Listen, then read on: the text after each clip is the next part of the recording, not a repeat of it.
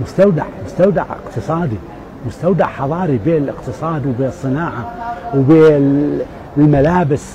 اليمن كان عند مجيء الإسلام ينتج 20 زي من الأزياء، الأحذية، الأفرشة، أرقى أنواع الجلود في العالم الجلود اليمنية، لأنه ما يدبغوها بالوسائل التقليدية الملح والهذا، يدبغوها بالقرض، نبات القرض، كل شيء يعني كان ينتج. ولهذا يسموه العربية السعيدة في المصطلح المعاصر اللي يدرس الحضارات، يسموه العربية السعيدة. فيعني الآخرين كانوا يتطلعون له، السومريين والأكاديين كانوا يأخذون المعادن من حضرموت، وش مدري نجوز أخذوها أيضا من أقرب منه. فعمليا كان كل موقع حضاري يزدهر يكون مطمح أطماع الآخرين، خاصة عندما يكونون الآخرين لا يمتلكون إلا وسائل القوة، لكن لا يمتلكون وسائل الحضارة. فلهذا اليمني لم يخشى الآخر، واليمني أروع الناس في الحوار مع الآخر، ما يخشى للآخر أبدا، ما يخشى لسببين. أولا كان اليمن يتمتع بحدود مانعة. الحدود المانعة هي الحدود التي يمكن اجتيازها ولكن بصعوبات وبتضحيات كبيرة، الصحراء أولا والبحر ثانيا، زائدا طبيعته الداخلية من الممكن أن تغلق، زائدا قدرته على التعامل مع هذه الأحداث الطائرة. فالرومان اللي جو حملة اليوس-غالوس شقد وصلوا منها إلى اليمن وشقد رجع منها إلى روما، ولا بالمئات، يمكن بالعشرات. وقيس هذا على كل الحملات التي حصلت في التاريخ إلى المرحلة الراهنة. فاليمن عنده قدرة على الاستيعاب، قدرة على الهضم، قدرة على التعامل مع الأشياء. ولهذا الذي يفكر في عدائه يجب أن يحسب حساب أن حساباته لزمن العداء غير حساباته عندما يدخل اليمن. وإذا طال زمن دخول اليمن معنى أنه يفشل وينتهي. ولهذا جو الأحباش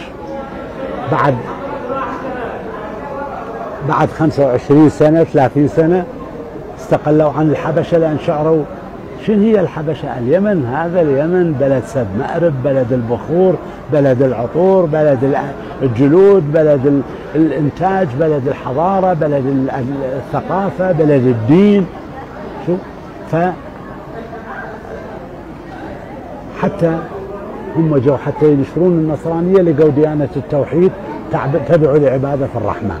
جو الفرس نفس الشيء، ذابوا ونسوا الفرس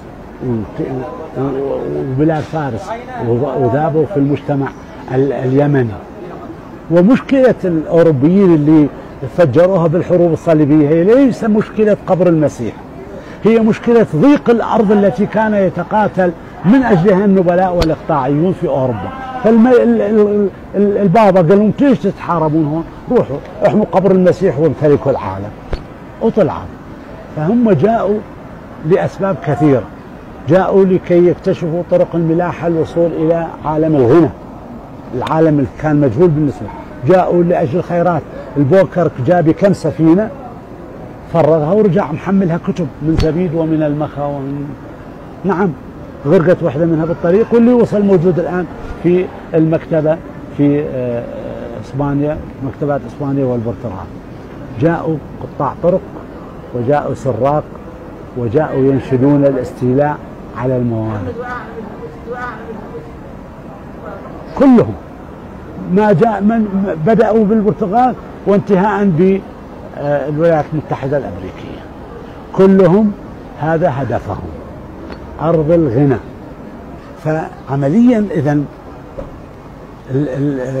الحضارة اليمنية لم تكن حضارة مما يستأجر أو يؤجر، إنما حضارة أنتجت بعرق أجيال، بجهود أجيال. اليمن مزيته أنه بلد الثروات التي تحتاج إلى من يجيد استخدامها وتنميتها وإفادة بلده منها. هذه مشكلة، وهذه المشكلة حل المجتمع اليمني في بداية تأسيسه للحضارة. هذا هو